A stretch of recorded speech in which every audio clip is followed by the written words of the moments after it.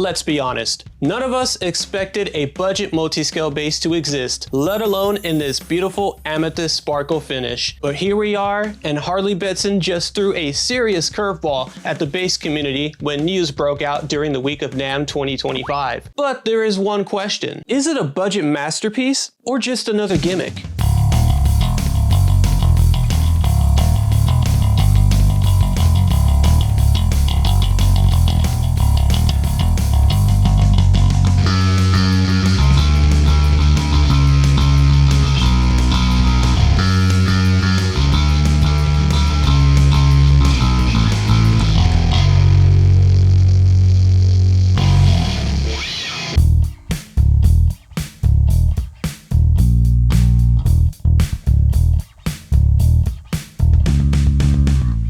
My name is Sono Jono, and today we're checking out the brand new Harley Benton MSB-5 string multiscale in a single cut design that has definitely sparked some reactions amongst the bass community. But all of this for $300? Yeah, let's talk about it. But before we dive in, if you love bass reviews, hit that subscribe button so you don't miss out on more content like this. Weighing in at 9.5 pounds, we've got an Akome body topped with a flame burl maple veneer, 24 stainless steel frets, roasted Canadian maple fretboard, and 5-piece neck. According to the Harley Benton website, the nut width is measured at 45 millimeters. However, I'm measuring 46 millimeters on my end. 12th fret, 62.5 millimeters. Neck thickness, 21.5 millimeters. 12th fret, 26 millimeters. String spacing is 16.5 millimeters. I know, unfortunately, that's just how it is. Don't fight me in the comments about it. The Amethyst Sparkle is straight up hypnotic. And if this color isn't your vibe, the MSB-5 lineup offers more stunning finishes to choose from. This isn't just about looks. Oh, really? There's some real thought behind this particular design. These lumen-lay side dots, which are an absolute lifesaver in dark lit stages for the visually impaired like me. But hey, that's enough self-roasting. I'll leave the rest to the comment section down below. This multi-scale bass is 33.3 to 35 inches in scale length, giving you tighter tension on the low B string. And because of the scale length, it doesn't require special strings, unlike some multi-scales that demand boutique length sets. This one takes any standard long scale strings with no issue. For this review, I'm using DUNLOP Dual Dynamics, and they fit perfectly.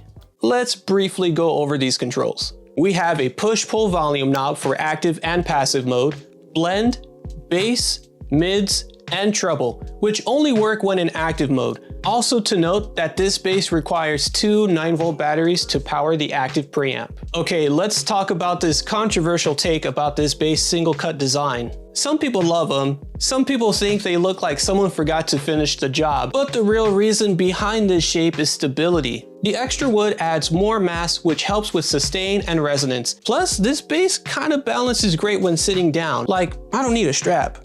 Well, actually I do need a strap because look, oh my god! Playing this bass while standing with a strap, I mean, look at this. Very minimal neck dive. Love it. Like, I'm not even having to fight the neck just so I can get it straight. It's just, so good. It's terribly well balanced. However, there's a trade-off. Playing up here, not the most comfortable. If you're into chordal playing, you might find yourself unintentionally throwing up gang signs just to get across the 15th or even 17th fret. And before anyone asks, I don't represent any hood other than the hood of good bass tone. What is it, man? Low, low, low, low, low, low, low, low, low, low.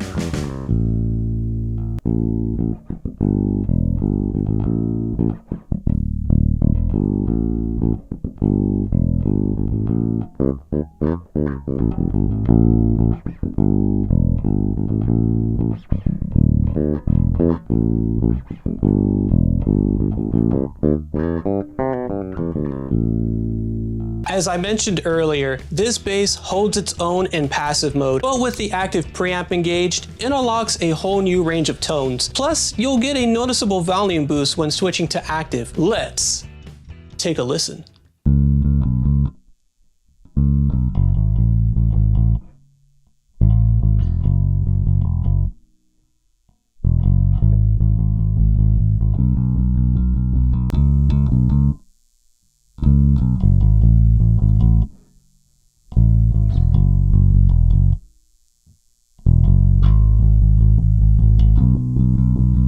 Now that we're in active mode, let's hear how it sounds in the mix.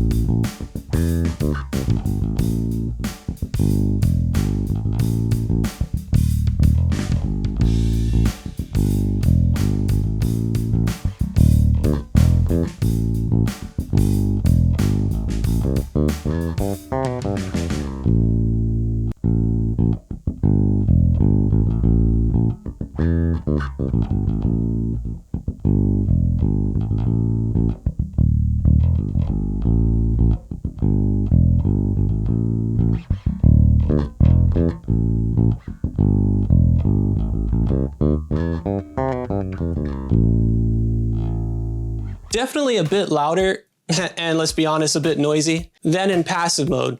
I mean, I'm not sure if it's the electronics going on. It could just be all of the camera lights happening in the background on top of the computer that's running. So that could add to the noise that I have going on. But you know, let's start having some fun with the 3-band EQ.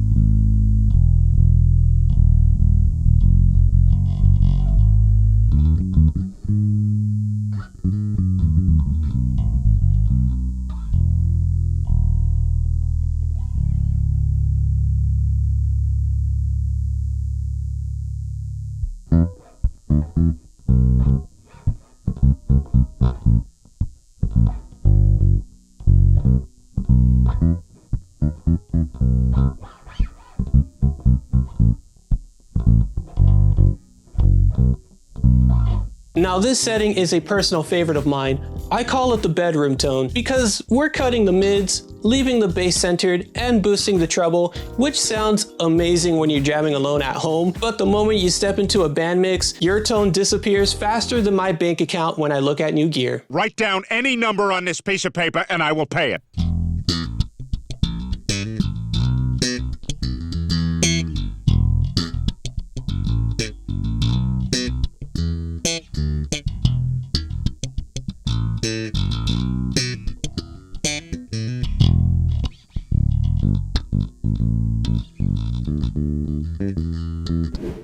So what are my thoughts of this Harley Benton MSB-5? It sounds great, feels unique, and delivers way more than you would expect for $300. Like, damn. While it took some time to adjust with the string spacing and the single cut design, it didn't bother me too much while playing this bass, but that's what made it fun to play. Learning how to adapt to a new instrument is part of the experience. So if you like that tighter string spacing feel than your typical 19mm spacing, you'll be right at home with this bass. Now the question that I get from most people is that, does this bass need mods? I mean, being that this bass fits under the $500 budget range, would I mod this bass? Yeah, absolutely. Would I recommend it though?